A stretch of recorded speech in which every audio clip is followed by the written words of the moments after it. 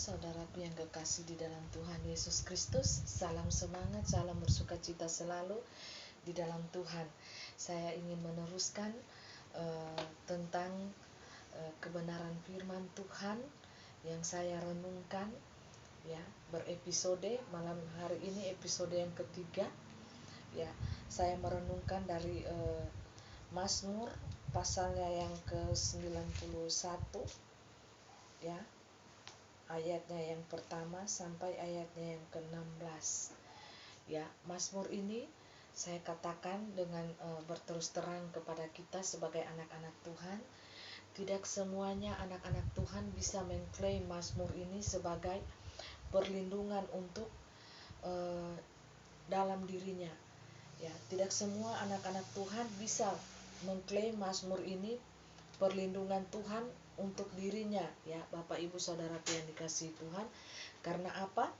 Karena Mazmur ini ya ditujukan kepada anak-anak Tuhan yang telah melakukan kehendak Tuhan, perintah Tuhan dengan setia, dan apa yang Tuhan kehendaki itu telah dilakukannya di tengah-tengah dunia ini. Jadi tidak semua anak-anak Tuhan ya bisa mengklaim firman Tuhan ini sebagai penjagaan untuk dirinya, bagi dirinya di masa-masa sulit ya, apalagi di masa-masa sekarang ini, COVID-19 ini ya, wabah yang sangat ganas ya di dalam menyerang manusia ya.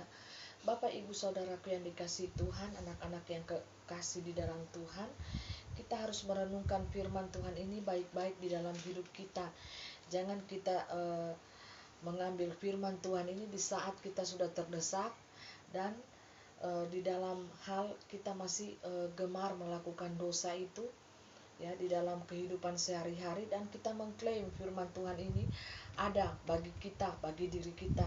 Jangan ya Bapak Ibu, kita salah mempergunakan ya firman Tuhan itu di saat kita butuh, di saat kita terdesak, dan sementara dosa terus yang kita lakukan di dalam hidup ini.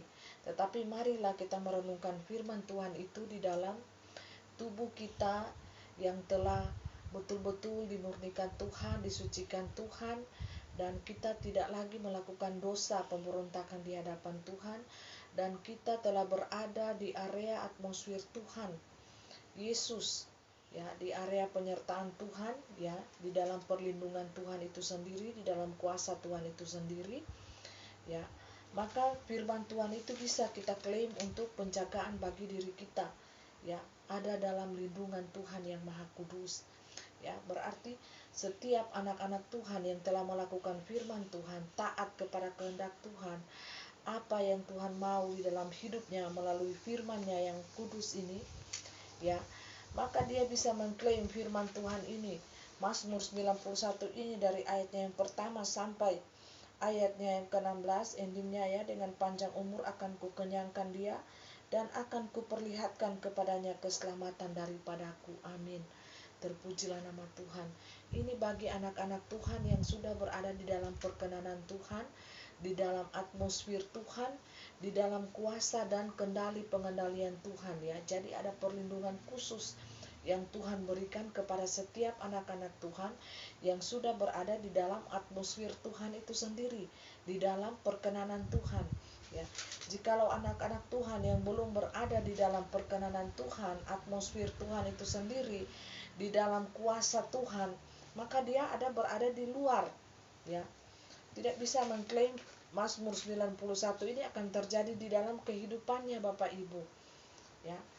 Saya membandingkan bahwa jikalau anak-anak Tuhan masih gemar di dalam melakukan dosa itu, dan dia sembarang mencopot ayat ini ya, jadi akan terasa sangat lucu dan ironis bagi anak-anak Tuhan yang dengan taat, setia melakukan kehendak Tuhan, yang telah meninggalkan dosa-dosanya, yang telah menyucikan dirinya, yang telah keluar dari kegelapan dunia ini ya, yang telah keluar berpindah dari gelap ke terang ya, dengan melakukan kehendak Tuhan ya. Dengan perbandingan dengan anak-anak Tuhan yang masih melakukan dosa itu ya, pada saat dia mengklaim firman Tuhan ini, dia berkata ya, kalau dia ingin pergi berselingkuh ya, hugel ya, melakukan hubungan gelap, dan dia mengklaim firman Tuhan ini ya, dan dia berkata, aku akan pergi berselingkuh ya, malah petaka tidak akan menimpa aku ya, sebab malaikat-malaikat akan diperintahkannya kepadamu untuk menjaga engkau di segala jalanmu ya. Dan virus wabah ini ya, penyakit sampar yang berjalan dalam gelap terhadap penyakit menular yang mengamuk di waktu petang ya, dia mengklaim firman Tuhan ini padahal dia akan melakukan dosa ya di hadapan Tuhan. Dia mengklaim firman Tuhan ini, Mazmur 91 ya, padahal tujuannya ingin berselingkuh, ingin mencuri ya, semua hal melakukan dosa itu, dan dia mengklaim ada penjagaan Tuhan dan perlindungan Tuhan yang akan terjadi atas dirinya. Mazmur 91 pada saat dia berjalan ya di dalam keberdosaannya, dalam tubuhnya melakukan dosa ya, di dalam dia mau berselingkuh, Mazmur 91 ada penjagaan Tuhan, perlindungan Tuhan. Di mana Bapak Ibu saudaraku yang dikasihi oleh Tuhan Yesus Kristus ya, Anda melakukan dosa ya, Anda melakukan percabulan, perselingkuhan, persinahan, dan Anda mengklaim ya, Anda mengklaim Mazmur 91 ini ya, penyakit sampar yang berjalan di dalam gelap ya. Itu tidak akan terjadi Bapak Ibu saudaraku yang dikasihi oleh Tuhan Yesus Kristus ya. Anda mengklaim ayat ini ya, penyakit sampar yang berjalan dalam gelap terhadap penyakit menular yang mengamuk di waktu petang. Pasti Anda akan mendapatkan virus ini ya Bapak Ibu, jikalau Anda masih gemar dalam melakukan dosa ya. Tubuh Anda ini memakai tubuh Anda ya, jasmani ini masih gemar melakukan dosa. Anda tidak bisa mengklaim Mazmur 91 ini tentang perlindungan Allah ini yang akan terjadi di dalam kehidupan Anda, khususnya diri Anda ya. Bagaimana mungkin Anda ingin berselingkuh, Anda ingin melakukan segala macam hal yang dosa yang bertentangan dengan firman ini sendiri, firman Tuhan ini ya. Anda mengklaim bahwa ada perlindungan Tuhan ya, penyakit menular tidak akan menjangkiti Anda. Wabah itu ya berjalan di waktu gelap, terang ya, Anda akan terluput dari wabah virus ini ya, penyakit sampar ini. Tidak akan mungkin Bapak Ibu, mustahil. Itu adalah suatu kebodohan, dan Anda menipu diri Anda sendiri ya, jikalau Anda ingin mengklaim firman Tuhan ini pada waktu Anda berjalan di dalam keberdosaan, di dalam pemberontakan Anda kepada Allah. Itu tidak akan terjadi ya. Jadi ayat firman Tuhan ini dikhususkan bagi anak-anak Tuhan yang telah berjalan di dalam terang kebenaran firman Allah, yang telah membuang segala dosa-dosanya dan tidak melakukan pemberontakan itu di hadapan Tuhan, karena dia menyadari bahwa penebusan yang dia terima adalah sangat mahal di hadapan Allah, dan penebusan itu ya sungguh menyakiti hati dan tubuh Tuhan itu sendiri ya. Pada saat itu ya sangat tersakiti ya hati Tuhan itu dan tubuhnya itu pada saat melakukan karya ilahi itu untuk penebusan bagi dosa manusia. Itu sangat sakit ya Bapak Ibu ya, daging-dagingnya tercabik ya, hatinya ya, pada saat dia melakukan karya penebusan itu ya, sampai pergumulan itu, sampai pecah pembuluh-pembuluh darah daripada Allah itu sendiri ya. Dia bergumul di Taman Getsemani pada waktu itu ya. Itu pergumulan yang sungguh hebat Bapak Ibu saudaraku yang dikasihi Tuhan, karena dia tahu penderitaan yang sungguh luar biasa yang dia akan terima pada saat penebusan dosa kepada alam, kepada manusia. Allah menebus dosa-dosa manusia itu ya, dibayar secara tuntas dan lunas ya kepada iblis ini ya, untuk menebus dosa-dosa kita, untuk membeli kita dari pasar dosa itu, untuk membeli kita daripada jurang kebinasaan itu, jurang api itu ya. Allah itu membayar lunas dan tuntas Bapak Ibu. Jadi kita sebagai anak-anak Tuhan, janganlah kita menyakiti hati Allah itu ya, sampai daging ilahi itu, Allah yang menjelma jadi manusia itu, tercabik-cabik ya oleh cambukan ya tentara Romawi pada saat itu. Sangat sakit ya Bapak Ibu. Jadi sebagai anak-anak Tuhan, jangan kita sembarang copot ayat dan kita mengklaim bahwa perlindungan Tuhan itu akan terjadi pada diri kita ya, sementara diri kita ini masih melakukan dosa, gemar dan bangga melakukan dosa. Jangan ya, mari kita tinggalkan dosa-dosa kita dan kita hidup kudus dan berkenan di hadapan Tuhan. Karena kita semua manusia telah berdosa, jatuh di dalam dosa sejak Adam dan Hawa. Tetapi oleh kasih dan cinta kasih Allah kepada kita, maka penebusan karya ilahi itu terjadi di dalam diri setiap umat manusia. Bagi kita yang mau percaya kepadanya, kita tidak melalui jalan api itu, tetapi kita termasuk di dalam orang-orang pilihan yang dipilih oleh Allah itu untuk diselamatkan, untuk hidup bersukacita, berbahagia di dalam kerajaannya yang maha kudus. Jadi Bapak, Ibu, Saudaraku yang dikasihi Tuhan, saya belum tuntas membahas ini ya di dalam Mazmur 91 ayatnya yang ke-10, malapetaka tidak akan menimpa kamu dan tulah tidak akan mendekat kepada kemahmu, sebab malaikat-malaikatnya akan diperintahkannya kepadamu untuk menjaga engkau di segala jalanmu. Bapak, Ibu, Saudaraku yang dikasihi Tuhan, firman Tuhan ini ya dan amin. Ya, keluar dari mulut Allah. Ya, malaikat-malaikat Tuhan itu akan menjaga engkau, akan menatang engkau, sehingga apa, kakimu tidak terantuk batu. Ya, mereka akan menatang engkau di atas tangannya supaya kakimu jangan terantuk kepada batu. Bapak, Ibu, Saudaraku yang dikasihi Tuhan, rahasia firman Tuhan ini sungguh besar bagi kita sebagai anak-anak Tuhan. Ya, bayangkan penjagaan Tuhan itu sungguh nyata dan sungguh terbukti bagi kita anak-anak Tuhan. Kaki kita tidak akan terantuk dengan batu. Itu bukti kasih Allah itu nyata bagi kita anak-anak Tuhan yang mengasihi Tuhan, menuruti kebenaran firman Tuhan itu sendiri. Nah, ayat firman Tuhan ini yang dipakai oleh iblis di dalam menyerang Tuhan Yesus pada waktu itu ketika ia dicobai di padang gurun. Bapak, Ibu, Saudaraku yang dikasihi Tuhan, ya, kita melihat di dalam Matius 4 ayatnya yang ke 6. Ya, lalu berkatalah kepadanya, jika engkau anak Allah, jatuhkanlah dirimu ke bawah, sebab ada tertulis mengenai engkau, ia akan memerintahkan malaikat-malaikatnya dan mereka akan menatang engkau di atas tangannya supaya kakimu jangan terantuk kepada batu.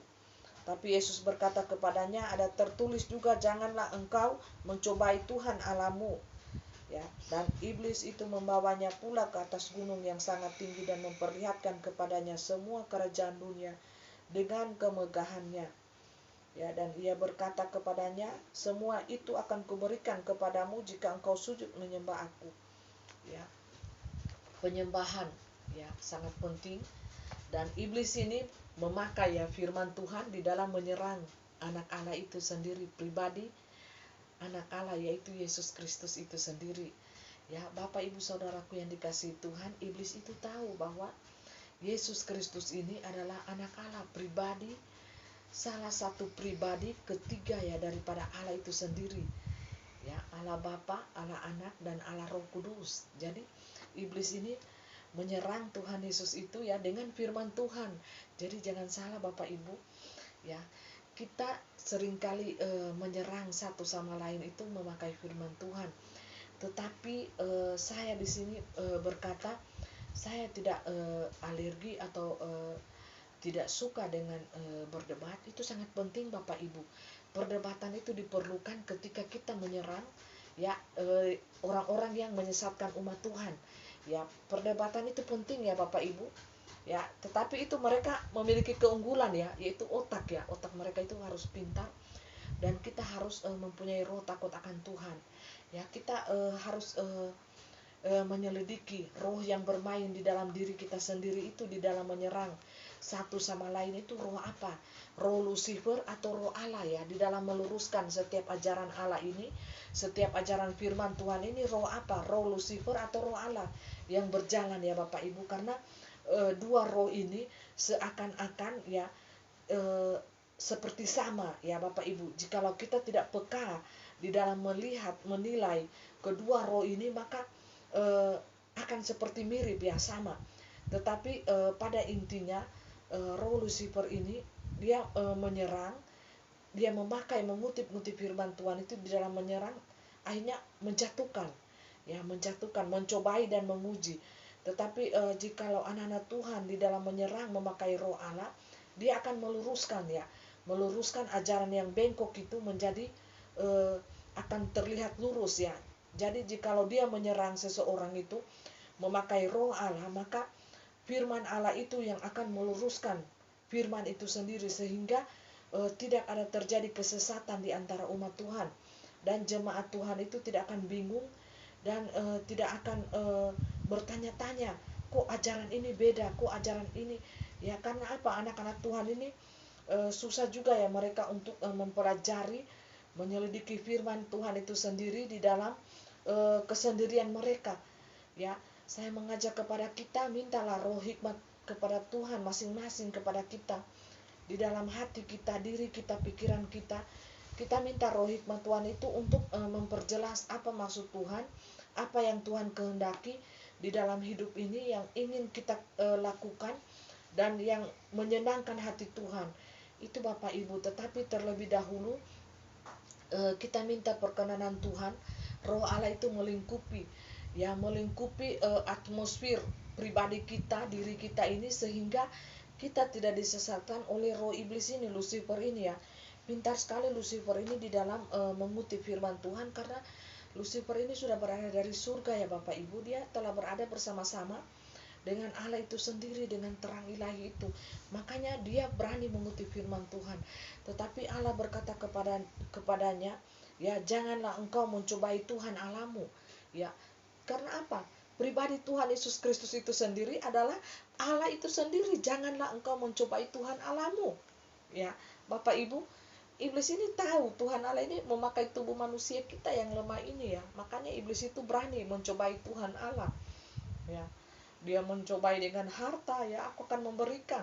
Ya, ini pencobaan di padang gurun Bapak Ibu. Di atas gunung dia membawa Tuhan Yesus dan dia memperlihatkan keindahan dunia ini ya, dan dia berkata, aku akan memberikan kepadamu ya seisi dunia ini ya, dengan kekayaannya, kerajaan-kerajaannya ya, segala apapun, tetapi asal engkau menyembah aku. Karena apa? Setan ini tahu Allah ilahi itu telah memakai tubuh manusia yang lemah ini. Dia telah memakai tubuh kita yang lemah ini.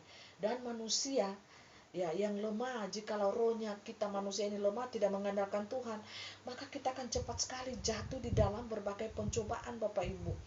Ya, kita akan cepat jatuh di dalam hal materi, keuangan, dengan keindahan dunia ini. Setan menawarkan, maka kita akan jatuh jikalau kita tidak kuat di dalam roh kita, di dalam mengikat suatu hubungan yang indah dengan Tuhan. Maka roh kita ini akan cepat jatuh Bapak Ibu, dengan uang, keindahan dunia ya, dengan segala apapun, dengan pujian, sanjungan ya.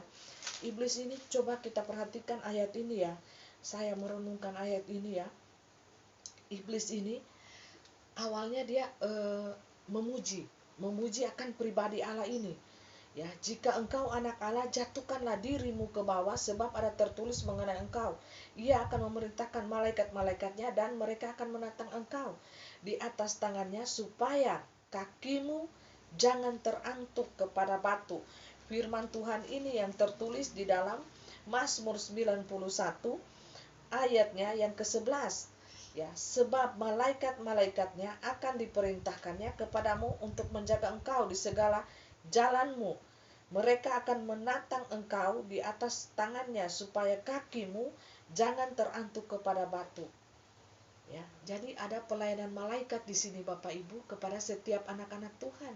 Setiap kita yang telah berada di dalam perkenanan Tuhan ya, di dalam perlindungan Tuhan ya, ada atmosfer Tuhan yang ada di setiap anak Tuhan itu. Ada penjagaan malaikat ya yang melindungi kita sebagai anak-anak Tuhan. Jadi iblis ini ya, dia memuji Allah ya, mencobai Allah itu ya, mencobai, jikalau engkau anak Allah, jatuhkanlah dirimu. Ini ada pujian ya di dalamnya ini, ada pujian. Jadi berhati-hatilah kita sebagai manusia ya, jangan makan puji Bapak Ibu. Jangan orang sok puji, akhirnya terbang lupa diri ya. Tetapi baiklah kita sebagai anak-anak Tuhan, kita berjaga. Di balik pujian ada jerat-jerat iblis, di balik sanjungan ada jerat-jerat iblis ya. Banyak orang yang dipuji-puji, disanjung-sanjung, akhirnya apa? jatuh Bapak Ibu, tanpa dia sadari dia sudah berada di lubang iblis itu, jebakan iblis yang telah iblis siapkan bagi dirinya. Ya, pada saat dia sudah terjebak di dalamnya, ya sudah menikmati ya dosa itu, barulah ketahuan, barulah dia sadar bahwa dia sudah berada di dalam perangkap iblis itu ya. Coba Anda kita merenungkan sebagai anak-anak Tuhan di sini ya, firman Tuhan ini ada pelajaran yang sangat istimewa yang saya dapatkan di dalam perenungan saya malam hari ini. Ya, di balik pujian itu sanjungan ya, ada jerat-jerat iblis di dalamnya. Jadi kita sebagai anak-anak Tuhan, kita jangan cepat merasa diri kita tersanjung jikalau ada manusia lain menyanjung kita, mengangkat-ngangkat diri kita ya. Ya, mengatakan ini A B C menyanjung ya. Di balik pujian itu mungkin ada jujurnya mereka memuji kita, tetapi itu sebagai biasa saja. Jangan kita merasa di atas angin atau tersanjung-sanjung, akhirnya lupa diri dan telah jatuh ya. Kita telah jatuh di dalam perangkap iblis itu sendiri ya. Karena apa? Di balik pujian itu ada jeratan iblis di dalamnya ya. Jikalau kita tidak berhati-hati, dan setan ini, iblis ini ya senantiasa mengkopi firman Tuhan itu untuk menyerang kita, anak-anak Tuhan ya, anak-anak yang dikasihi oleh Tuhan. Makanya kita harus peka, harus pintar ya. Roh kita ini harus pintar, bisa membedakan ini roh setan, ini roh Allah ya. Roh Allah itu seperti apa ya? Dia berjalan di dalam kebenaran Allah itu sendiri dan meluruskan jalan-jalan yang bengkok, meluruskannya itu ya dengan firman Tuhan. Dan pada saat dia meluruskan jalan yang bengkok itu ya, pasti sebuah kesesatan itu akan terlihat jelas di mata orang lain, di mata kita yang menilai ya, ada kesesatan di dalamnya ya. Tetapi jikalau penyerangan daripada iblis ini ya, dia mencobai ya, mencobai kita, menyanjung kita dan memakai firman Tuhan itu di dalam menyerang anak-anak Tuhan ya, tetapi di dalamnya itu yaitu menjatuhkan, dan itu tanpa kita sadari Bapak Ibu Saudaraku yang dikasihi Tuhan. Nah, pada saat kita terjebak di dalam lubang perangkap yang iblis telah siapkan bagi diri kita masing-masing, disitulah terkadang ada satu masa ya, manusia itu akan sadar bahwa dia telah berada di dalam jebakan setan itu. Dan dia ingin keluar, tetapi harus memakai kuasa Allah Bapak Ibu. Dia tidak bisa memakai kuasa dirinya sendiri ya, dengan mengandalkan kekuatannya sendiri, dengan mengandalkan perbuatan baiknya, dengan mengandalkan kekuatan pikirannya, kepintarannya, tetapi dia harus mengandalkan kuasa Allah itu terjadi di dalam dirinya, sehingga dia boleh keluar daripada perangkap iblis itu, boleh keluar daripada jebakan iblis itu. Bayangkan Bapak Ibu Saudaraku yang dikasihi Tuhan, Allah sendiri ya, manusia ilahi yang telah turun dari surga ke bumi dengan memakai tubuh manusia ini, iblis saja berani mencobai dia ya Bapak Ibu. Sedangkan itu Allah sendiri, karena iblis tahu bahwa Allah itu telah memakai tubuh manusia yang lemah ini ya, sehingga akan jatuh di dalam berbagai cobaan, godaan dunia ini. Iblis tahu Bapak Ibu, manusia ini sangat lemah. Tanpa kekuatan Allah, roh Allah itu di dalam diri kita, pribadi kita, hati kita, tanpa Allah bertata di hati kita, maka kita sebagai manusia yang lemah ini akan jatuh di dalam berbagai-bagai hal macam cobaan, baik itu keinginan daging, hawa nafsu, keangkuhan hidup, baik keangkuhan hidup jasmani, rohani ya. Ini dua macam keangkuhan ya, keangkuhan hidup secara jasmani dan keangkuhan hidup secara rohani. Ya, dua keangkuhan ini akan jalan ya, jikalau kita tidak berhati-hati di dalam kita menilai roh yang ada di dalam diri kita masing-masing, maka kita akan berada di atmosfer setan itu Bapak Ibu. Jadi marilah kita senantiasa menyelidiki hati kita, menyelidiki roh kita, roh apa yang ada di dalam diri kita ini yang berdiam di dalam mengatur ya pikiran kita, hati kita ya. Kita harus menyelidiki itu dengan seksama, dengan memakai firman Tuhan dan hikmat Tuhan. Kita berada di dalam suatu atmosfer apa yang sedang bekerja di dalam diri kita masing-masing ini ya. Apakah kita sudah berada di dalam atmosfer Allah, perkenanan Allah itu sendiri ya, atau kita masih berada di dalam atmosfer iblis, ya, setan itu sendiri, dan kita melakukan apa yang setan itu kehendaki, ya Bapak Ibu. Ini harus berhati-hati, kita harus membedakan dua roh ini yang sedang bekerja giat, ya, bekerja keras di tengah-tengah dunia ini, ya Bapak Ibu. Karena ini di detik-detik terakhir kita, ya Bapak Ibu, di dalam kita mempersiapkan diri, ya, kita di hadapan Tuhan dengan sebaik-baiknya, ya, kita membawa jiwa-jiwa yang banyak kepada Tuhan. Itu yang Tuhan inginkan dan Tuhan mau. Jadi Bapak Ibu saudaraku yang dikasihi Tuhan, ya, hendaklah kita sebagai anak-anak Tuhan, kita harus pintar dan tajam roh kita ini di dalam membedakan roh dunia ini, roh Lucifer, iblis, dengan roh Allah itu sendiri yang berjalan di tengah-tengah dunia ini, ya. Biarlah renungan singkat saya pada malam hari ini, ya, bisa memberkati kita, bisa membuat kita menjadi peka di dalam membedakan roh, dua roh ini, ya, berjalan. Walaupun iblis itu meniru-niru firman Tuhan, memakai ayat firman Tuhan, mencopot ayat firman Tuhan untuk menyerang setiap anak-anak Tuhan, tetapi kita sebagai anak-anak Tuhan yang berjalan di dalam perkenanan Tuhan, yang berjalan di dalam kehendak Tuhan, yang bisa menangkap apa isi hati Tuhan, kehendak Tuhan yang ingin kita lakukan di tengah-tengah dunia ini. Biarlah kita, roh kita semakin pintar, roh kita semakin tajam di dalam membedakan kedua roh dunia yang ada di tengah-tengah dunia ini yang sedang berjalan. Apakah itu roh Allah yang sedang memimpin kita, ataukah roh setan Lucifer, ya, yang sedang menuntun kita di dalam keangkuhan kita, ya, keangkuhan hidup kita, keangkuhan secara rohani kita, ya, secara jasmani kita. Baiklah kita bisa membedakan itu, dan kita bisa melihat di dalam diri kita sendiri, pribadi kita sendiri. Tidak usah melihat orang lain, tetapi marilah kita senter diri kita sendiri dengan firman Tuhan ini, ya, karena firman Tuhan ini adalah senjata roh bagi roh kita untuk mempertajam roh kita. Biarlah roh kita semakin pintar, semakin kuat di dalam Tuhan, dan kita mengasah roh kita ini terus di dalam perkenanan Tuhan, di dalam kuasa Tuhan, sehingga Tuhan bisa memakai kita secara luar biasa sebagai anak-anak Tuhan, ya, sebagai duta